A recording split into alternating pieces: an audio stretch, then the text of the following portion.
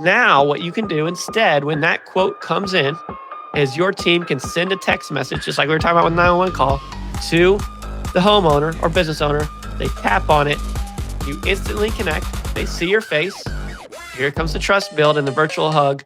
Oh, why don't you show me? Oh, I'm so sorry you burnt the kitchen down. I'm sure you're feeling pretty frustrated. Oh, yeah. Well, we've seen this before. We handle smoke damage all the time. We can get this fixed. Not a problem. We'll get your insurance company involved. We're going to take care of this for you. Yep. And now I'm recording that entire piece. I'm taking remote photos. I can laser guide the person around. This is all purpose built for this remote estimate. Now, can you fully estimate it? Sometimes in small jobs, yes. And you have it documented, recorded, send it to insurance, you're done. You never have to get in your truck.